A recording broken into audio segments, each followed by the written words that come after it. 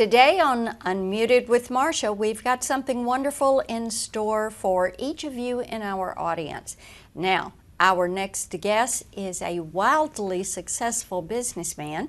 He is passionate about startups and always looking for the next best amazing proposal, with the potential, of course, to make it really big. And you may even notice him from your TV screen.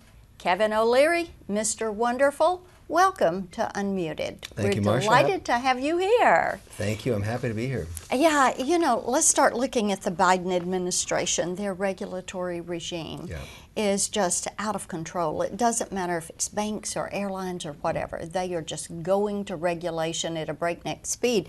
I'd pull this number. They have actually put in place 706 rules. These are not things that are coming from us in Congress, but 706 rules. And the cost of implementing these, the cost to business is $426 billion. So when you hear these numbers and when you look at what is happening right now, how does that affect small business and innovators? You know, Marsha, I like to think that policy is how small business operators live and die. They're not as interested in politics as they are, give me the path of least resistance to set up a successful business in whatever state I'm in. And what's occurred now through policy, remember we've got a federal policy layer, we have a state policy layer, we have a municipal city policy layer. So when we allocate capital now as investors, because that's what I am, we take seriously a really close look at all of these costs. And that's why, and I'm not trying to get involved in the partisanship of this statement, just a fact. I don't invest in New York. I don't invest in Massachusetts. I don't invest in California. In my mind, those are examples of states that are uninvestable because of bad policy.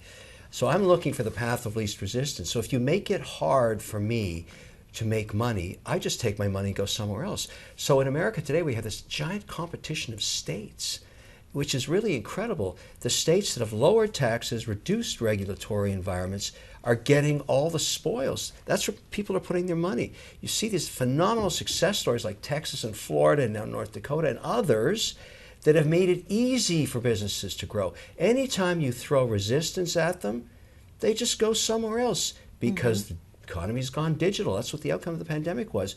We just move. And you know, if you don't want our money, no problem. We'll take it somewhere else. Well, and to those list of states, I would add my state of Tennessee. Well, you can look at Tennessee as a monster success story. Look at what's going on in Nashville. Show me numbers like that. But you know why, Marsha? Fantastic tax policy, reduced regulatory environment, reduced permitting time. Like, this is what matters. That's why you're getting all that stuff. I mean, Nashville's on fire. You can't even get a hotel room there anymore. That's very true. And I like to say there is a formula you can take to the bank.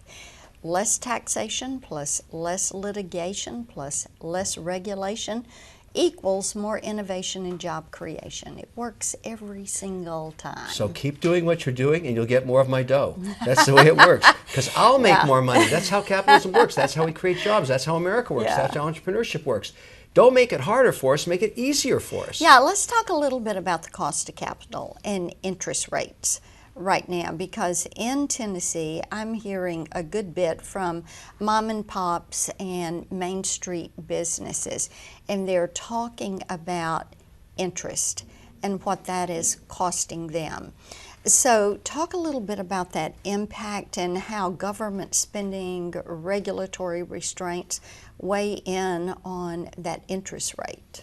Well, you're right, and it's a problem now because this generation has never seen rate hikes like the Fed implemented in such a fast period of time. We went from basically 0 to 5.5% terminal rate right now, which means that our current account loans that used to be 5 and 6% are now 9 to 11. So they've doubled our cost of capital. But it's worse than that because we have an unstable regulatory environment around banking at the municipal bank level or the regional bank level. That's because of some bank failures last March. And so we're waiting for the regulators to tell us what the capital requirements are going to be in these banks, but they don't know yet, so they just close their loan books. So we can't get loans. We go to the private sector. I'll give you an example. Let's say you're making a widget and you sell it to Walmart, and they're going to pay you in 78 days to maybe 90 days. You need that cash to make another set, so you sell your receivable to a factorer. That's what we used to do. Mm-hmm. And we'd pay 7 and 9%. Today, that loan is 17.5%. That happened in 6 months. So my guys, which are small business, are really struggling to figure this new world out. And many of these are first-generation family businesses that never dealt with high interest rates. So yeah, there's a big problem. And it gets worse because the regional banks have the majority of their real estate loans out on commercial real estate, primarily office towers. And you know what's happened to those. They're underwater now because a lot of people didn't come back to offices. And so when they try and refinance those, they're going to have to mark them down, and it's going to put further pressure on the regional banks. There'll be a giant consolidation, a lot of instability. The next couple of years look pretty, to say interesting would be a good word, difficult. Well, and I think one of those cost of compliance that we're hearing a good bit about is tax increases. Yeah, compliance is a huge headache. It's a hidden tax. When you make the regulatory environment so complex that you have to hire compliance experts, and very often they're external, it's a new cost on your business in perpetuity. It's a form of tax. Now, it doesn't help your business run any more efficiently. It just makes the work to run it much more expensive. And so I argue that you got to be, when you layer on new rules and new regulations and you know, new ways of actually reporting, you actually put pressure and stress and friction on small business. And I keep telling people this, which one of the reasons I'm on the Hill today is, let's not forget that 60% of jobs in America, 60% come from small business. That is 2/3 of the economy. So why aren't we treating them the same way we treat big business? You know, it's a bit of a pet peeve for me why I'm here today is I've read the CHIPS Act and I've read the IRA, the Inflation Reduction Act. There's nothing in there for my guys, nothing. So I say this collectively, you guys wrote bills for big guys and you forgot about us. Okay, so let's do this. Mr. Wonderful has a magic wand. Yeah. And he can push through Congress 3 or 4 things that are going to create that better environment for jobs growth. I like to tell people all the time, government does not create jobs. Correct. The private sector does that. So the 3 or 4 top things that you would say, do this, do this, do this, let's create that better environment. I may sound, you know, ridiculous when I say this, but I wish I'd been in the room when you were writing that act, because I would have put up my hand every 15 seconds saying, what about small business? What about small business? What about small business? I read these paragraphs after paragraphs, nothing for them. The way it should be is when these bills get crafted, somebody in the room has to say, wait a second, 6 out of 10 jobs have to be thought of right now in this paragraph. How are we helping small business in this paragraph? What are we doing in this paragraph? Not half, 60%. That's to write a bill that gives away $1 trillion like the IRA and not allow any small businesses access. I mean, are you kidding? Like, that's un-American. Like, that's nuts. Like, why?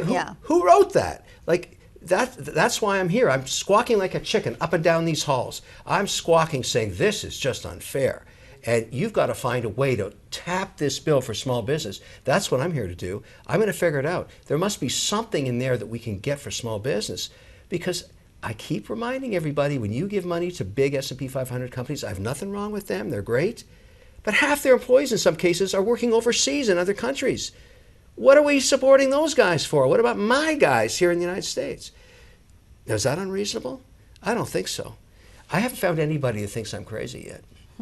Well, that is good. Well, let me ask you before you go, what is the most important thing somebody needs to do for a successful pitch to a shark? 3 things, Marsha. Number 1, articulate the opportunity in 90 seconds or less.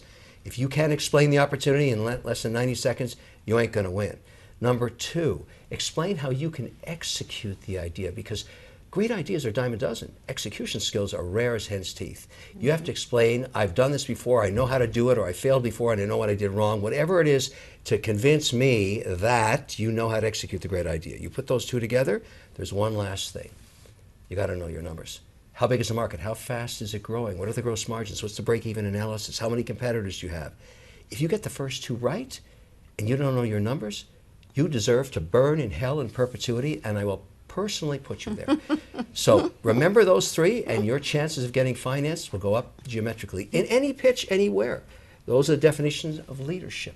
And we need to make certain we keep the attention on all that is happening with small business in each and every one of our communities. And I want to thank all of you for joining us for Unmuted. I want to thank you for sharing your insights on small business and how Congress can do a better job in staying in touch and making the environment work for small businesses. And you can keep up with Mr. Wonderful on Twitter at Kevin O'Leary TV. And as always, you're going to find me on social media at Marsha Blackburn or our website, blackburn.senate.gov. Marsha, I want to say one last thing. Thank you. But also, I'm going to shrink myself so I'm a mini Mr. Wonderful. I'll be on your shoulder every time you're doing policy. What about me? I'm going to say, what about me? What about small business? You got it. All right. Thank you. Thank you.